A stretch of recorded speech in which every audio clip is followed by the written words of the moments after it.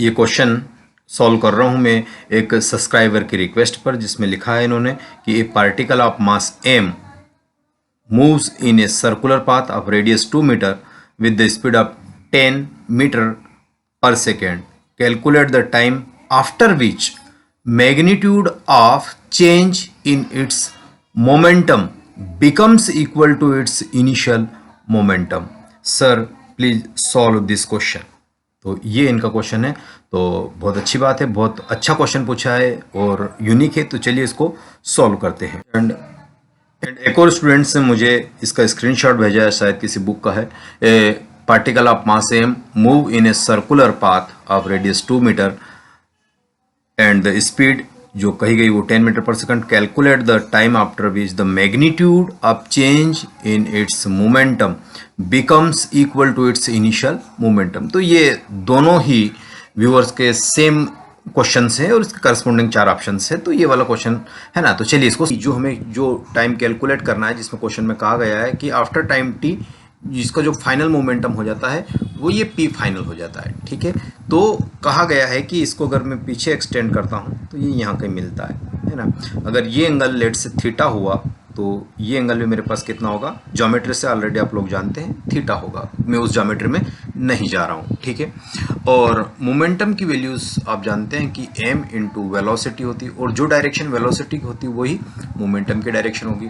तो ये मेरे पास m v या v1 वेक्टर मैंने बोल दिया और यहाँ पे आ जाएगा ये m, ये भी डायरेक्शन वाइज v2 बोल दूँ मैं, है ना, लेकिन मैग्नीट्यूड वाइज अब भी सेम है। तो अगर इनिशियल मोमेंटम को मैं लिखना की कोशिश करूँगा तो क्या लिखूँगा, m इंटू वी, और फाइनल मोमेंटम को मैं अगर लिखूँगा तो क्या लिखूँगा, m into v vector wise, है ना। ये v1 और ये v2, but v1 mod of v2 given है क्योंकि कांस्टेंट स्पीड दी गई है। ये क्वेश्चन की लैंग्वेज है। ठीक है, अब आगे क्या करना है, आगे जो क्वेश्चन की इबारत दी गई है उससे पढ़िए कि change in momentum, magnitude of change in momentum यानी डेल्टा पी इक्वल टू क्या कह रहा है, change in magnitude momentum will be equal to the initial momentum. ये लैंग्वेज कही गई है, ये लैंग्वेज कही गई है, ये कहा गया है क्वेश्चन में। और डेल्टा पी अगर मैं इसको यहाँ से देखूँ आपके सामने, तो अगर ये ट्रायंगल लॉ से आप देखेंगे इसको तो इजीली कर सकते हैं कि ये डेल्टा पी हुआ, ये इनिशियल मोमेंटम हुआ और ये चेंज इन मोमेंटम हुआ और ये फाइनल मोमेंटम हुआ। तो अगर मैं डेल्टा पी वेक्टर प्लस ये वाला पी इनिशियल वेक्टर को लिखूंगा तो ये दोनों वेक्टर किसके बराबर हो जाएगा, पी फाइनल वेक्टर के बराबर हो गया, है ना।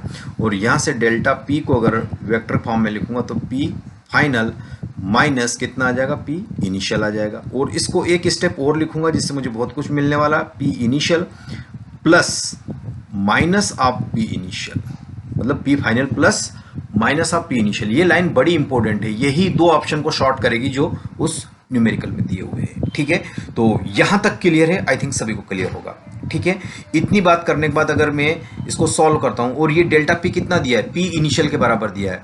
ये डेल्टा पी किसके बराबर दिया है, पी इनिशियल, यानी मैग्नीट्यूड वाइज दिया है पी इनिशियल के बराबर। तो चलिए थोड़ा सा उसको सॉल्व करते हैं। तो अब अपन इसको समझते कि डेल्टा पी की वैल्यू पी इनिशियल के बराबर दी, तो पी इनिशियल पी फाइनल और ये डेल्टा पी जो कि सबके बराबर है, इन सबका मैं मॉड लेता हूं। क्यों ऐसा मॉड इक्वल क्यों ले रहा हूं, क्योंकि स्पीड उन्होंने कांस्टेंट कही है, यानी mod v1 equal to mod v2। ये स्पीड कांस्टेंट कही तो इनका मॉड लेने पे ये चीज़ सेम रहेगी और इसको मैं p मान लिया, है ना। तो p इनिशियल ये जो भी था ये p हो गया, इसका मॉड लेने p स्क्वायर, p फाइनल का भी स्क्वायर p ही हो गया, प्लस p इनिशियल का स्क्वायर भी p हो गया, minus 2 p initial p final दोनों सेम है तो p स्क्वायर, और एक एंगल मैंने ले लिया कॉस थीटा, बड़ा इंपॉर्टेंट है। तो ये पी स्क्वायर से पी स्क्वायर गया, इधर आएगा तो यहाँ से कॉस थीटा मेरे पास कितना आ जाएगा, कॉस थीटा मेरे पास प्लस माइनस 1/2 आ जाएगा।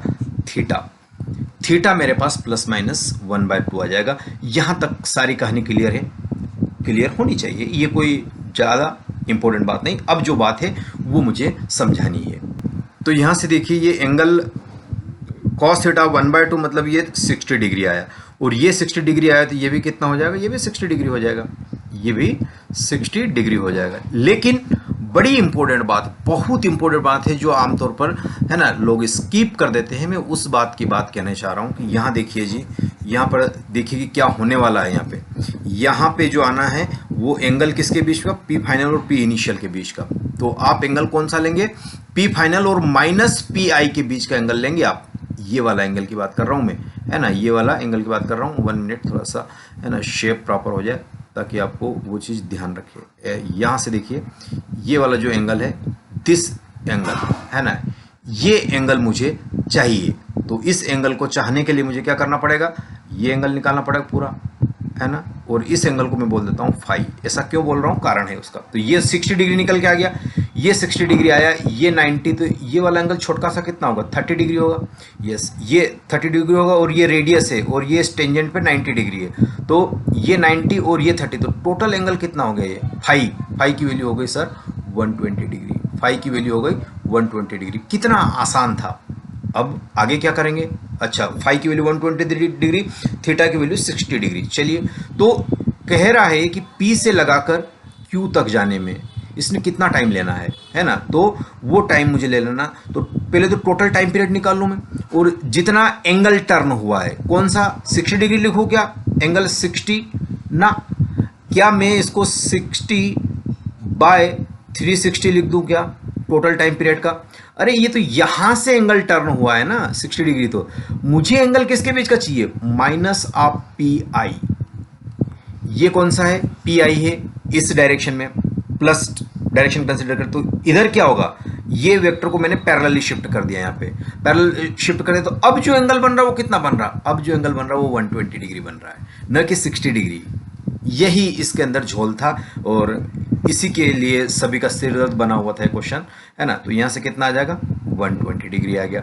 ये एंगल लेंगे आप, ये एंगल लेंगे, ना कि ये एंगल 60 डिग्री नहीं लेंगे, ये एंगल लिया जाए। क्यों, क्योंकि एंगल किनके बीच का चाहिए, पी इनिशियल और पी फाइनल, पी इनिशियल और minus of P I, minus of P I, minus of P I ये है, और पी फाइनल तो आपके सामने ये दिख ही रहा है, तो इनके बीच का एंगल लीजिए। चलिए, तो बस अब इसमें क्वेश्चन में क्या था, टाइम पीरियड कितना होता है, 2 पाई आर अपान टाइम पीरियड कैसे लिखते हैं, वेलोसिटी, है ना, स्पीड मतलब वही, और ये 120 बाय 360 तो कितना हो जाएगा, 12×36 1/3 हो जाएगा। आगे प्रोसीड करते हैं, तो 2 पाई आर कितना दिया है वहाँ पे, आर आपको दे रखा है 2 मीटर आई थिंक, है ना, आई थिंक क्या एग्जैक्टली वही, और वी दे रखा है 10 इंटू 1/3। तो इसको सॉल्व करेंगे आप तो कितना मिलना चाहिए आपको, है ना। तो ये आ जाएगा 2 दूनी 2 5 10, तो 5 3 15, तो ये आ जाएगा 2 पाई बाय 15, और यही आपका आंसर है।